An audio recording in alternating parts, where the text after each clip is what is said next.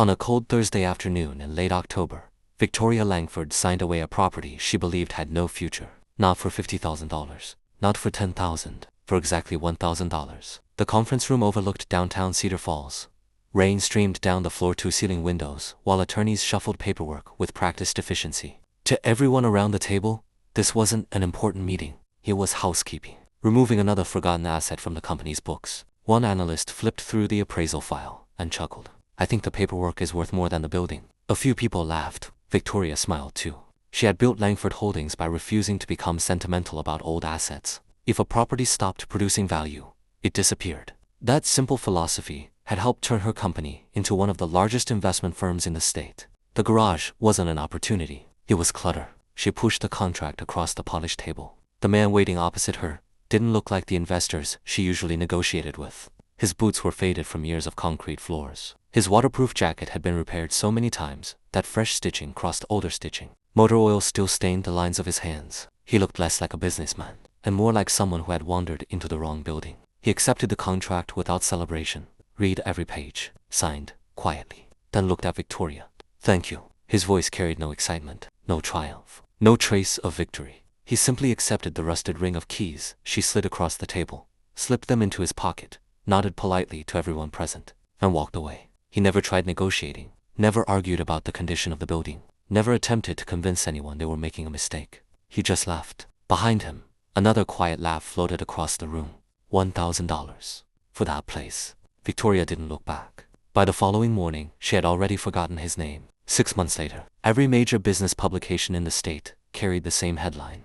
The $1,000 garage that became a $28 million company. The photograph beneath the headline showed a man standing in front of a busy industrial workshop. Work boots, rolled up sleeves, grease on his hands. Ethan Brooks. The same man everyone had quietly laughed at. The same man who had walked out carrying a rusted keyring no one else wanted. Only now, the forgotten garage no longer looked forgotten. Delivery trucks lined the street. Customers waited outside before sunrise. Television crews filled the parking lot. Investors who had once ignored the address now competed for meetings. And standing across the road, almost hidden behind a row of reporters, was Victoria Langford, watching the building she had sold, watching the man she had underestimated, trying to answer a question that refused to leave her mind. What had he seen that everyone else missed? The answer had nothing to do with luck, nothing to do with timing, and nothing to do with magic. It began years earlier, underneath a broken pickup truck. Ethan Brooks wasn't born into opportunity. He was born into repair. Some children grew up remembering birthdays. Ethan remembered socket wrenches. His grandfather owned a tiny repair shop on the edge of Cedar Falls where the roof leaked every spring and the coffee was always stronger than the lights. Customers didn't always pay with money. Sometimes they arrived carrying fresh vegetables. Sometimes homemade pies. Sometimes nothing more than a promise to pay later. His grandfather accepted all of it because the shop had never been built around profit. It had been built around trust. On Saturday mornings, Ethan would slide beneath rusted pickup trucks while his grandfather lay beside him, pointing toward worn gears and cracked housings. Most people heard complaints when an engine failed. His grandfather heard a conversation. Every machine tells the truth, he used to say. You just have to learn how to listen. Those words stayed with Ethan long after the engines were repaired. By 15, he could rebuild carburetors faster than mechanics twice his age. By 18, collectors were paying him to restore classic cars they had nearly abandoned. By 23, he graduated with an engineering degree while working nights to support his mother after his grandfather passed away. Corporate recruiters offered comfortable careers, air-conditioned offices, predictable promotions. He accepted none of them. Instead, he joined an industrial inspection company. People assumed inspectors looked for problems. Ethan looked for possibilities. Where others wrote reports explaining why expensive equipment should be replaced, Ethan asked a different question.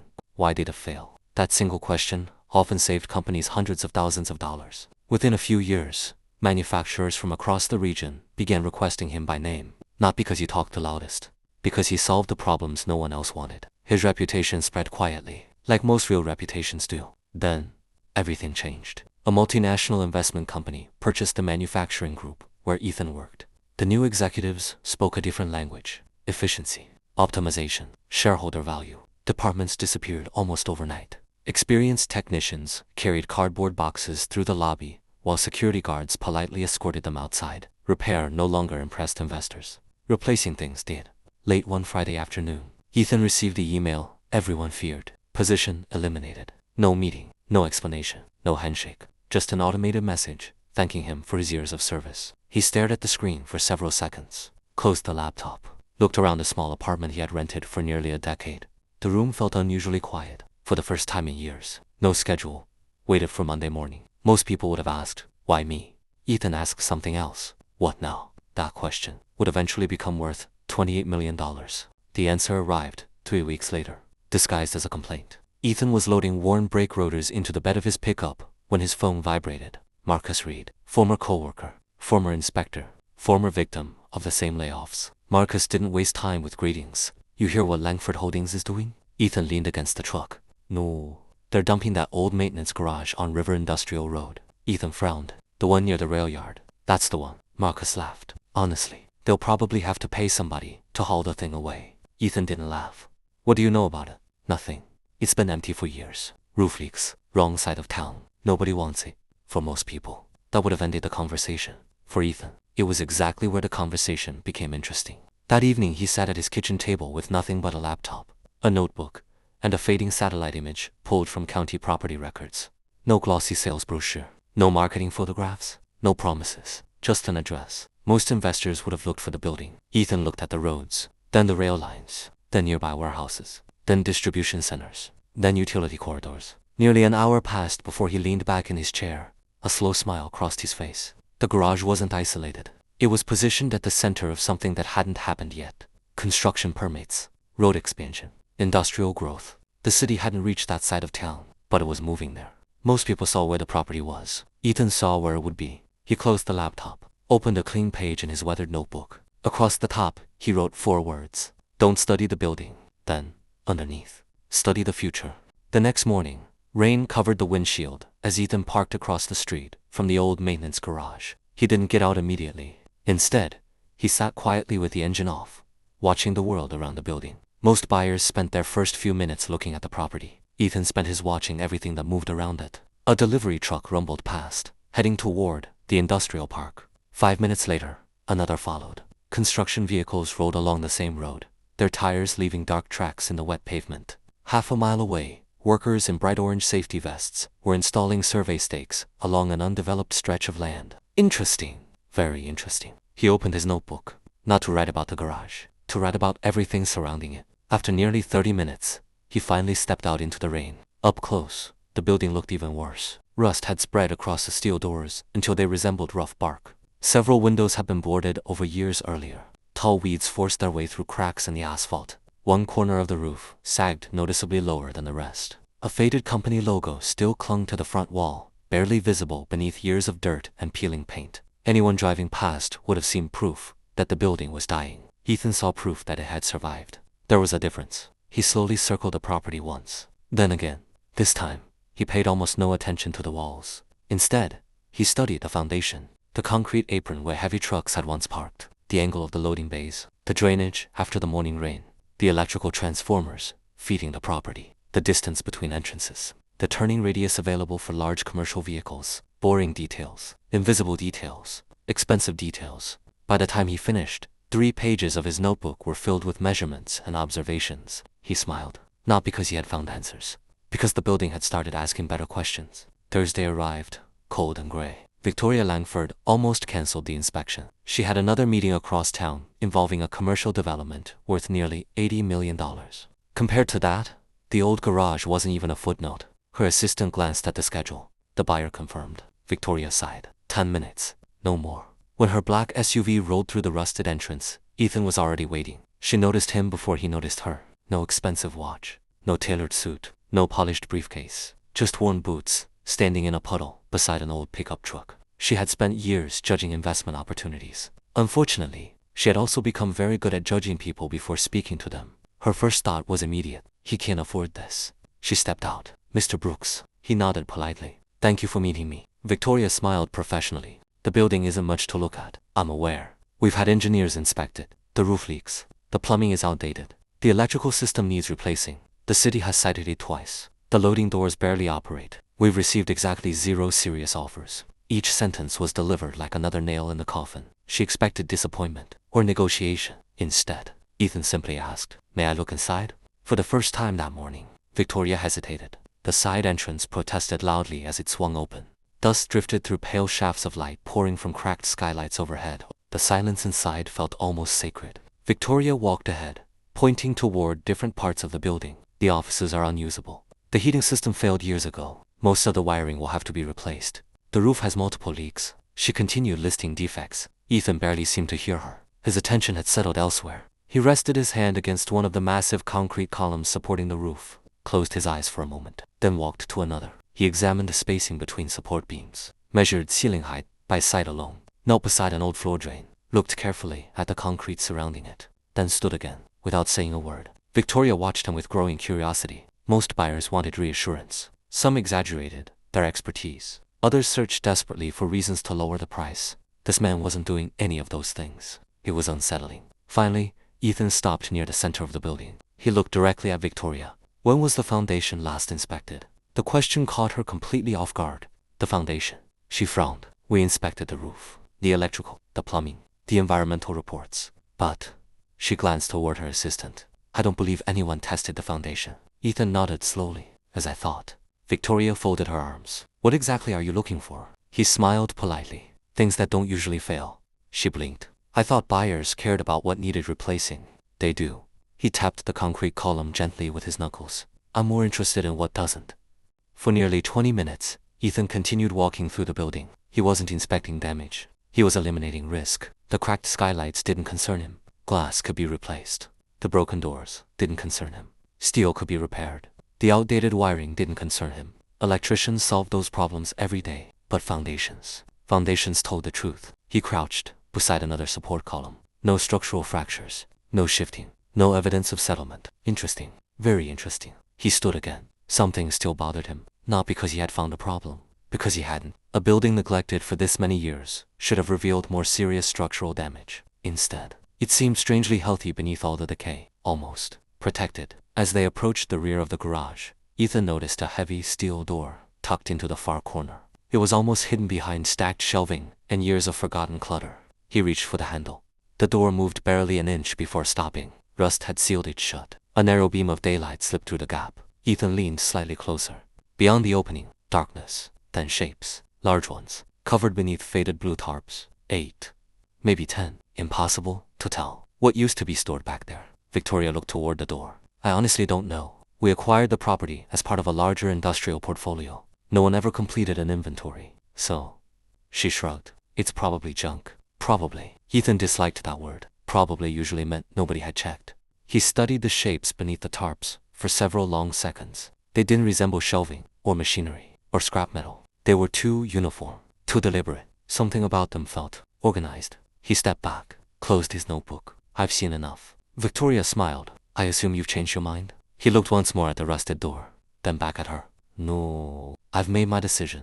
The paperwork was scheduled for the following afternoon. Victoria couldn't understand it. Every experienced investor who had inspected the property walked away. Yet the one man wearing patched boots never once asked for a discount. That bothered her more than she expected. Before leaving for the office, she instructed her legal team, prepare the standard disposal agreement. Aziz, no warranties, no environmental guarantees, no future liability. If he wants it, he takes everything. Her attorney nodded. I'll have it ready. Rain fell even harder the next afternoon.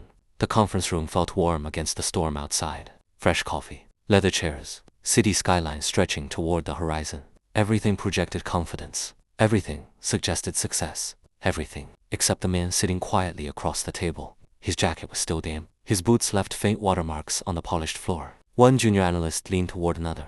He's buying a condemned garage. The other whispered back. For $1,000. Both smiled. Victoria noticed. She said nothing. The contract slid across the table. She summarized the legal terms. The property is transferred exactly as it stands. No future claims. No reimbursement. No exceptions. Ethan read every page carefully. Not because he distrusted them. Because details mattered. Always. When he reached the signature page, he signed, closed the folder, then asked only one question. When may I collect the keys? The room became strangely quiet. Victoria opened a drawer beside her. Inside rested an old ring of steel keys, coated with rust. She placed them gently on the table. They're yours. Ethan picked them up with surprising care. Not like someone receiving old metal. Like someone accepting responsibility. He slipped them into his pocket, rose from his chair. Thank you. No speeches, no celebration, no victory. He simply walked away. Behind him, someone laughed softly. I've seen some bad investments, Another answered, "This might be the worst." Victoria allowed herself the smallest smile. By the time she left the office that evening, she had completely forgotten Ethan Brooks. Ethan hadn't stopped thinking about the garage for a single minute. The next morning, before sunrise, Ethan unlocked the gate. Fog drifted across the empty industrial district. The old chain rattled against the fence as it fell. He stood silently for a moment, listening. The building seemed to breathe. He switched on his flashlight, walked straight toward the rear steel door. Today, no one would interrupt him. He wedged a long pry bar beneath the swollen frame, pushed. Nothing. He tried again. Metal screamed against metal. Rust rained onto the floor. One final effort.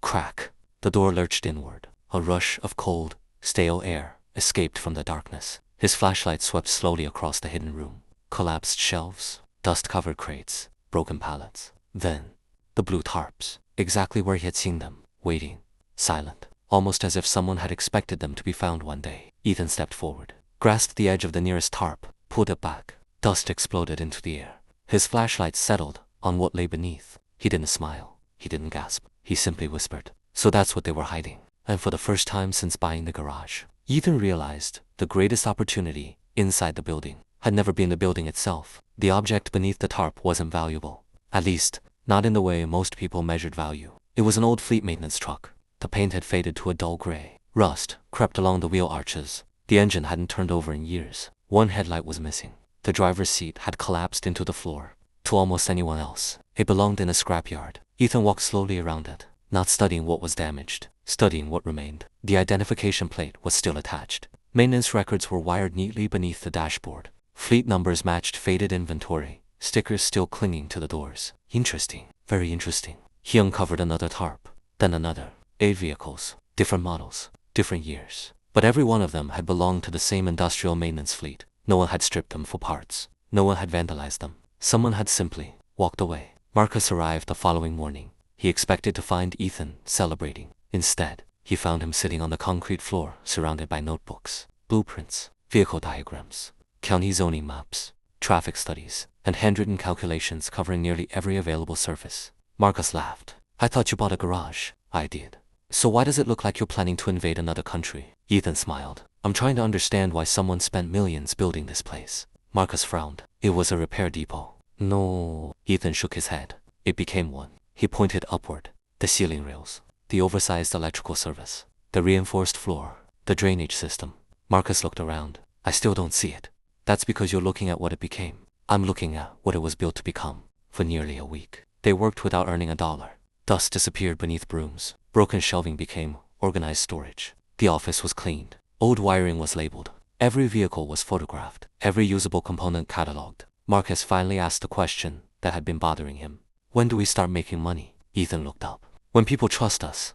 Marcus sighed. "They don't even know we're here." "They will." The first customer arrived by accident. A farmer driving past noticed the open garage doors. His aging tractor had broken down less than a mile away. "I don't suppose you boys know anything about hydraulics." Marcus smiled. Before he could answer, Ethan was already walking toward the tractor. He listened quietly while the farmer described the problem. Then, he did something unusual. He didn't touch the machine. He asked questions. When did the sound begin? What changed before it failed? What happened immediately afterward? The farmer blinked. "No mechanics ever asked me that." Ethan smiled. "The machine already knows what's wrong. We just need to let it finish talking." 20 minutes later, he found the fault. Not the hydraulic pump. Not the transmission. A tiny pressure relief valve, worth less than $30. The farmer stared. Every other shop wanted to replace the whole pump. They didn't need to. The old man reached for his wallet. Ethan shook his head. "Bring me the valve. I'll install it." The farmer frowned. "That's all. That's all." 2 days later, the farmer returned. Not alone. He brought 3 neighbors. Word spread the way it always had in Cedar Falls, not through advertising, through conversation. One farmer mentioned Ethan at the feed store. A delivery driver overheard. A contractor remembered the name. Within 3 weeks, vehicles began appearing outside the garage every morning. Nothing expensive. Nothing glamorous. Just machines everyone else had given up on. Exactly the kind Ethan preferred. Then came the first setback. Late one Friday afternoon, Marcus walked into the office, carrying an envelope. "We've got a problem." Ethan looked up. "What happened?" Marcus handed him the letter. "Property tax assessment, utility reconnection fees, insurance, permit requirements. Everything that had been ignored for years was now due." Marcus did the math twice. Then a third time. "We don't have enough." Silence settled over the office. Outside, rain tapped softly against the windows. Marcus finally spoke. We could borrow. Ethan slowly shook his head. No. We don't even have enough for next month's payroll. No. So what's the plan? Ethan looked toward the workshop. We keep our word. Marcus frowned. What if that's not enough? Ethan smiled faintly. Then we'll work until it is. The following month tested everyone. The waiting list kept growing. Cash didn't. Large companies took 60 days to pay invoices. Suppliers wanted payment immediately. Kevin Foster, a young machinist Ethan had hired only 2 weeks earlier, quietly approached him after closing. If things are getting tight, I can wait for my paycheck. Ethan looked at him. No. Kevin smiled. I don't mind. I do. But if I ask people to trust me, I have to earn that trust first. The next morning, Ethan sold his restored 1968 Mustang, the one project he had spent nearly 6 years rebuilding. Marcus couldn't believe it. You love that car. Do. So I sell it. Ethan watched the buyer drive away. Because businesses don't grow by keeping trophies. Payroll was covered. No employee ever knew how close they had come. 3 weeks later, something unexpected happened. The buyer of the Mustang returned, not to complain, to thank Ethan. My brother owns a transport company. I told him how honest you were. He needs help with the hydraulic unit. The job was enormous, worth more than every repair Brooks Restoration had completed, combined. Marcus whispered, if we lose this customer, we're finished. Ethan nodded. I know.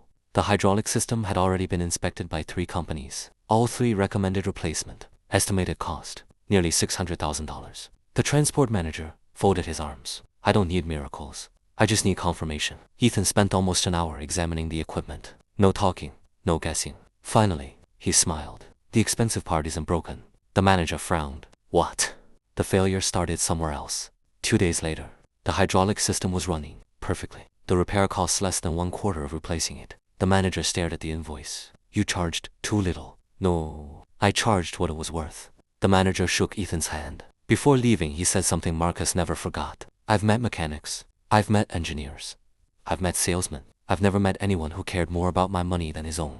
Everything changed after that. The transport company told another company. That company told another. Soon, the parking lot couldn't hold everyone. Fleet managers waited with coffee in folding chairs. Construction firms booked repairs months in advance. Classic car collectors drove hundreds of miles. Retired mechanics stopped by just to watch. Some never left. One became the shop foreman. Another began training apprentices, without planning it. Brooks Restoration had become something larger than a repair shop. It had become a place where forgotten machines and forgotten people were given another chance. Not everyone celebrated. Across town, Victoria Langford sat through another quarterly board meeting. Revenue projections, acquisition targets, property sales, the usual routine. Her assistant leaned toward her. The Cedar Falls garage. Victoria barely looked up. What about it? It appears to be operating again. Victoria signed another document. I'm sure it is. The owner. She checked her notes. Ethan Brooks. Victoria paused for barely a second, then continued writing. Good for him. The meeting moved on. But later that afternoon, one of the directors spoke. I heard that little repair business repaired a hydraulic system our contractors couldn't. Another director nodded. They saved Thompson Logistics almost $500,000.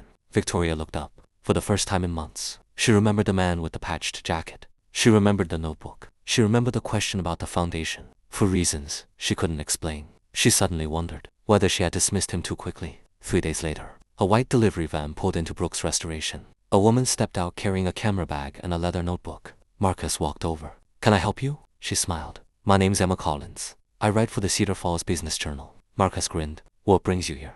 Emma looked toward the crowded parking lot. I've spent 3 weeks trying to understand why companies are driving 300 miles to a garage everyone abandoned. Marcus laughed. Then you're asking the wrong person. She raised an eyebrow. I am. He nodded toward the workshop. You're looking for Ethan Brooks. And trust me, so was everyone else. Emma Collins' article was published on a quiet Monday morning. By lunchtime, everyone in Cedar Falls had read it. By evening, people far beyond Cedar Falls had. The headline wasn't about profit. It wasn't about growth. And it certainly wasn't about becoming a millionaire. It read, The man who bought what everyone else refused to see. Emma had kept her promise. The story didn't begin with Brooks Restoration. It began with a rainy Thursday afternoon, with a CEO named Victoria Langford, a $1,000 contract, a rusty keyring, and a mechanic who spent 40 minutes studying a building everyone else dismissed in less than 40 seconds. Readers couldn't stop talking about one sentence. Victoria Langford asked what the garage was worth. Ethan Brooks asked what it could become. The article spread faster than anyone expected. Regional business magazines republished it. National entrepreneurship websites requested permission to quote it. Universities added it to business case studies. Within a week, television stations began calling. So did investors. So did manufacturing companies from neighboring states. One Fortune 500 supplier requested a meeting before Ethan had even finished reading the article himself. Marcus stared at the office phone. It had been ringing almost continuously. He looked toward Ethan. We need another receptionist. Ethan smiled. We need another technician. Marcus laughed. That's your solution for everything? No. Ethan looked through the workshop window. It's the solution for this.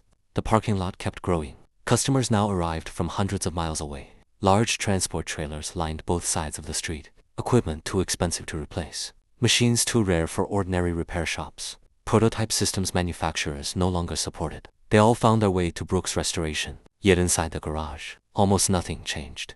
Morning meetings still began at 7.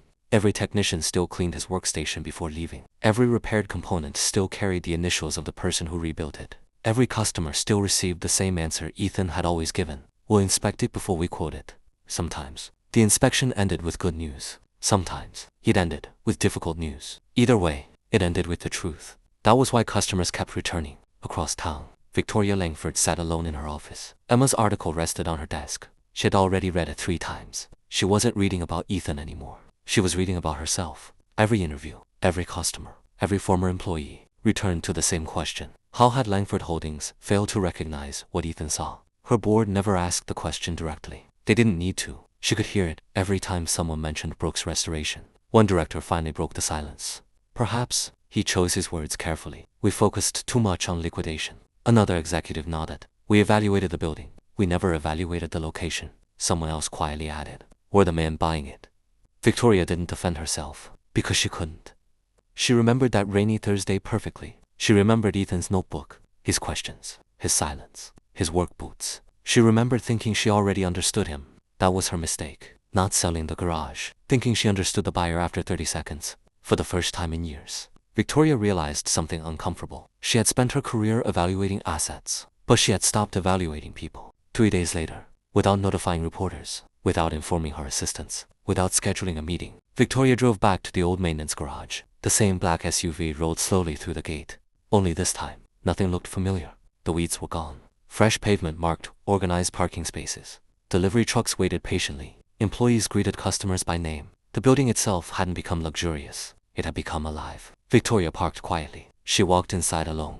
Nobody recognized her at first. Nobody treated her differently. She watched technicians rebuilding equipment with extraordinary concentration. One young mechanic carefully restored a cracked aluminum housing instead of replacing it. Another employee spent 20 minutes measuring a single gear before machining a new one. No one rushed. No one wasted motion.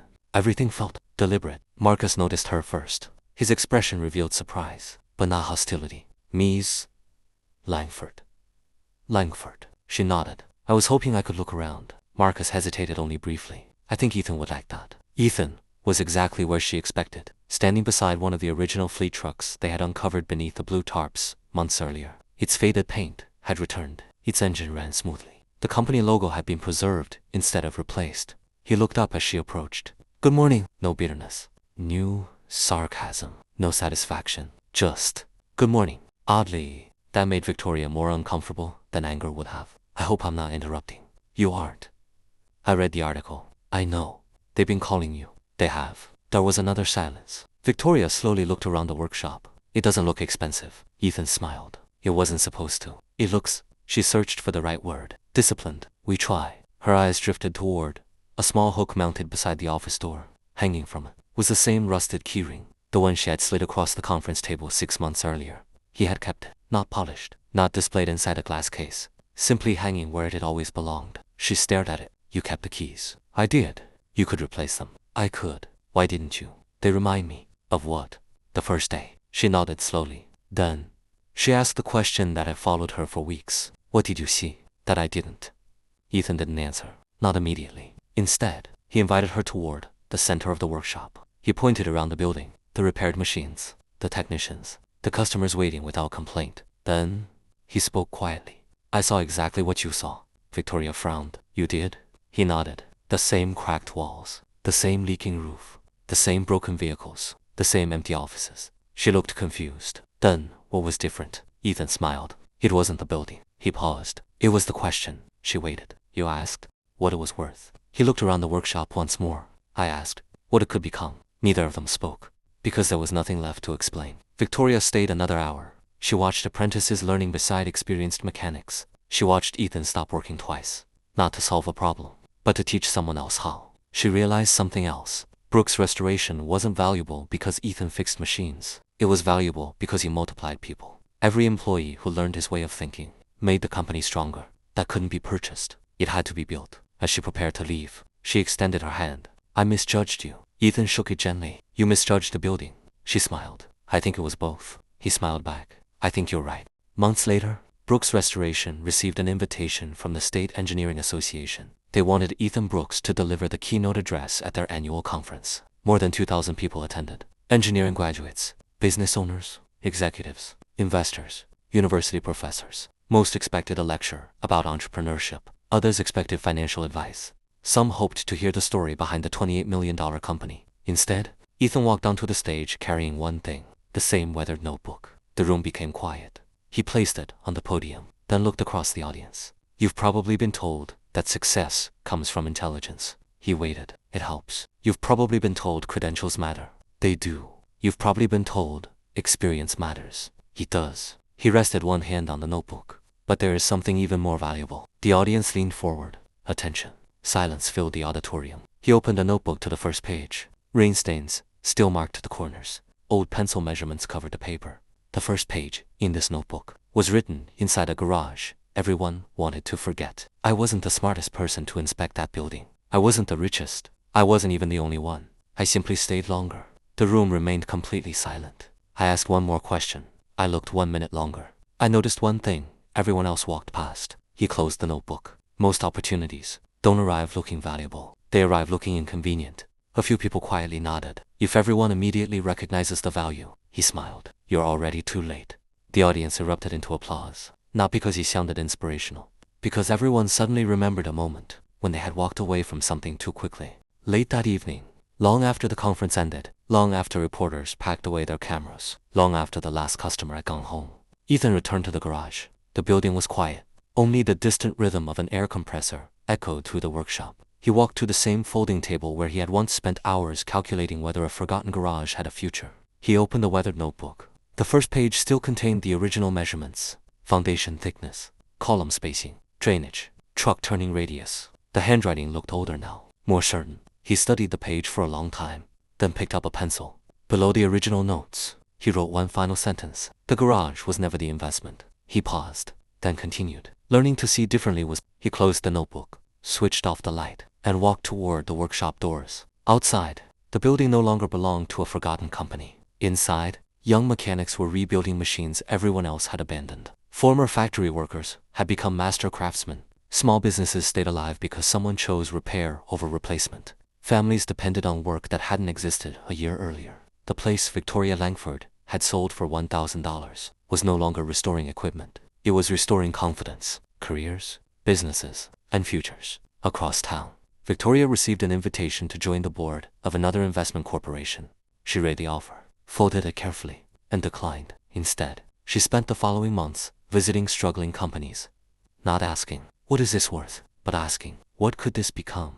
Because Ethan Brooks had unknowingly taught her the same lesson his grandfather taught him beneath broken pickup trucks many years earlier. The greatest opportunities rarely announce themselves. They usually arrive disguised as ordinary problems, and the difference between success and regret is often nothing more than the willingness to look 1 minute longer than everyone else.